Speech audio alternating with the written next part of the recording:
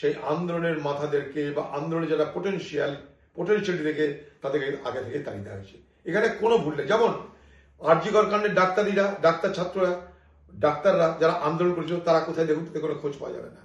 কেউ সুন্দরবন, কেউ উত্তরবঙ্গ, কেউ বাঁকুড়া, পুরুলিয়া, একদম বদমাইশ করে, মানে আন্দোলনের মাজা ভেঙে দেওয়ার জন্য এই ষড়যন্ত্র, এই নৃশংসতা, এই বেআইনি কাজ, এই অনৈতিক কাজ এই বাংলায় তৃণমূল সরকারের নেতৃত্বে হয়, মমতা ব্যানার্জির নেতৃত্বে হয়। তাই পরিকল্পিতভাবে যেটা আগামী দিনে এটা বদলা নেওয়া। তুমি আন্দোলন করছো আমার বিরুদ্ধে, আমি চুরি করবো, তুমি প্রতিবাদ করবো কেন? অপরাধ একটাই, আমি চুরি করবো, তুমি প্রতিবাদ করবে কেন? আমি ভিক্ষা দেবো, ভিক্ষাটা নাও, ভিক্ষে না দিলে চুপ করে বসে থাকো, কিন্তু প্রতিবাদ করলে তোমাকে আমি ছেড়ে কথা বলবো না। এই হচ্ছে বাংলার মুখ্যমন্ত্রী মমতা ব্যানার্জির মানসিকতা। সেই মানসিকতার বলি হচ্ছে এই সমস্ত যোগ্য শিক্ষকেরা। এবং এবার এই শিক্ষকদের মধ্যে আবার একটা বিভাজনের চেষ্টা করবে। কাউকে বলবে দেখো আমরা তো দিচ্ছিলাম, আন্দোলনের জন্য দিতে পারছি না। শিক্ষক কুলের মধ্যে একটা বিভাজনের চেষ্টা করবে, যেমন করে ডাক্তারি কুলের মধ্যে বিভাজন করেছে। কেউ সরকারি দলে দালালি করা ডাক্তার, কেউ সরকারি দলে বিরোধিতা করা ডাক্তার। ডাক্তার সমাজ ভাগ হয়ে গেছে। ঠিক শিক্ষক সমাজেও কেউ সরকারি দলে দালালি করা শিক্ষক করবে, না সরকারি দলে বিরোধিতা করা শিক্ষক কুল করবে। এই হচ্ছে বাংলায় প্রতিষ্ঠান। পশ্চিমবঙ্গে নির্বাচন কি হয়, যারা পশ্চিমবঙ্গবাসী আমরা তারা সবাই জানি। আবার বলছি, এর আগেও আমি বলেছি, এই যে এসআইআর প্রক্রিয়া, এখানে একটা বড় ভূমিকা পালন করে বিএলও। এই বিএলও সাধারণত, এবং হতেই হবে, এটা একটা রাজ্যের কর্মচারী হইতে হয়। পশ্চিমবঙ্গ নামক রাজ্যের যারা কর্মচারী, সেই কর্মচারীদের মধ্যে যারা বিএলও হবে, ধরে রাখতে পারেন সংখ্যাধিক্য তাদের সরকারি দলের হবে, কারণ এখানে রাজ্যের একটা ভূমিকা থাকে বিএলও সাপ্লাই করার ব্যাপারে।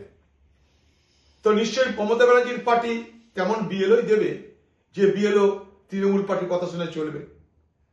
এবং সেটা কেমন চলে পশ্চিমবঙ্গে একের পর এক ভোটে আমরা তার প্রমাণ পেয়েছি।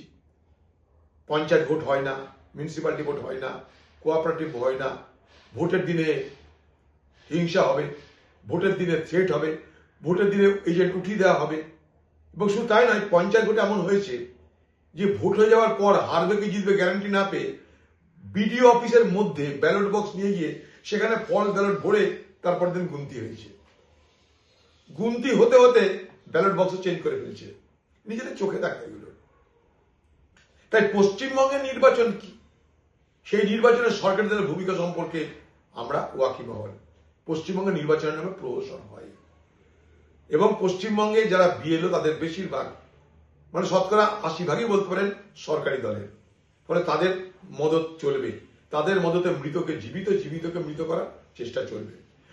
সারা পশ্চিমবঙ্গে যে সর্বত্র বুথে বুথে আমাদের সেরকম শক্তপোক্ত সংগঠন নেই। ফলে সেই সুযোগ নিয়ে যারা ক্ষমতাধারী দল, যারা শাসক দল, তারা কিন্তু ভোটে কারচুপি করবার পূর্ণ চেষ্টা করবে। এখানে কোনো ভুল ত্রুটি নাই। পশ্চিমবঙ্গে ভোট চুরি নানাভাবে হয়ে থাকে। সন্ত্রাস করে হয়, ভোটের দিনে হয়, ভোটের দিনে এজেন্টকে তাড়িয়ে দিয়ে হয়, ফর্ম জমা না নিয়ে হয়, সরকারি দলের মন্ত্রী শান্তি ডিএম এসপি তাদের মধ্যে ভোট হয়, মৃতকে জীবিত, জীবিতকে মৃত তো বাদই গেল। তারপরে মনে করুন আপনি আছেন ভোটার, আপনি বুথে গিয়ে দেখলেন আপনার ভোট অন্য কেউ দিয়ে দিয়েছে, বলতে গেলে ধমকি খেলেন, ধমকি খেয়ে বাড়ি চলে এলেন, আপনি প্রোটেস্ট করলেন না। ফলে ভোট কারচুপি বাংলায় সর্বজন বিদিত। সেই বাংলায় আমরা চেষ্টা করব, বিজেপি যদি বৈধ ভোটারকে অবৈধ করার চেষ্টা করে, তেমনি টিএমসি পার্টিও অবৈধকে বৈধ করার চেষ্টা করবে। এখানে কোনো ভুল নাই। পশ্চিমবঙ্গে মৃতকে জীবিত করা হয়, জীবিতকে মৃত করা হয় এলাকা অনুযায়ী, সংগঠন অনুযায়ী। তাই সেখানটায় আমাদের নজরটা অবশ্যই আরো তীক্ষ্ণ থাকা উচিত। আমি সেই সমস্ত কাশ্মীরের পুলিশকে আমি ধন্যবাদ জানাবো। আজকে ভারতবর্ষে এনআইএ আছে, তার মাথায় ডোভাল সাহেব বসে আছে, কত কি আছে, কত কি গল্প। প্রতিদিন দেশ রক্ষার জন্য কত না সান্ত্বনা বাণী শুনছি আমরা। দেখুন, আমি আগেও বলেছি, আজও বলছি, আমি ভারতবর্ষের পার্লামেন্টও বলেছি, আজও বলবো, এর আগে সন্ত্রাসবাদীরা তারা বর্ডারে ছিল, জম্মু কাশ্মীরে ছিল, উত্তর পূর্ব ভারতে ছিল। কেউ সন্ত্রাসবাদী আন্দোলন করত, কেউ বিচ্ছিন্নতাবাদী আন্দোলন করতো, কিন্তু মেনল্যান্ড ইন্ডিয়া যেটাকে আমরা বলি হিন্টারল্যান্ডে কিন্তু এই ধরনের প্রবণতা কখনো দেখিনি আমরা কি জানতাম? কাশ্মীর, উত্তর পূর্ব ভারত আর মাওবাদী, তিনটে শক্তি জানতাম যারা দেশ বিরোধী কার্যকলাপ করে। কিন্তু ভারতবর্ষের বেশিরভাগ মানুষ যারা মূল ভূমির মেনল্যান্ড ইন্ডিয়া, যেটা মেন স্ট্রিম ইন্ডিয়া, সেখানে কিন্তু এই ধরনের কোনো খবর ছিল না যে এখান থেকে সন্ত্রাসবাদী তৈরি হচ্ছে। আজকে বিপদটা এই জায়গাটাই, যে মেনল্যান্ডে, হিন্টারল্যান্ডে যে জায়গা নিয়ে আমরা কখনো ভাবিনি, সেখানেও সন্ত্রাসবাদী ঢুকে পড়ল। আমি বলবো সব থেকে আগে সন্ত্রাসবাদ মোকাবেলা করতে গিয়ে প্রশাসন দরকার, গোয়েন্দা দপ্তর দরকার, আরো টেকনোলজি দরকার, অনেক কিছু দরকার।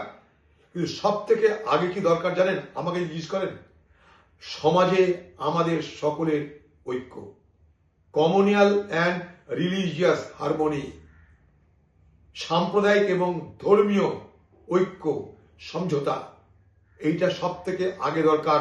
এটা সব থেকে বড় অস্ত্র। তাই ভারত সরকারকে বলবো, আমি পরামর্শ দিতে চাই যে ভারতবর্ষের সব ধর্মের সব মানুষকে সঙ্গে নিয়ে ভারতবর্ষ যে একসঙ্গে চলতে চাই, একসঙ্গে চলে বড় হয়েছে, একসঙ্গে সবাই মিলে চললে আমরা তবেই ভারতবর্ষ নিরাপদ, সেই বার্তাটা দেওয়ার চেষ্টা করা হোক।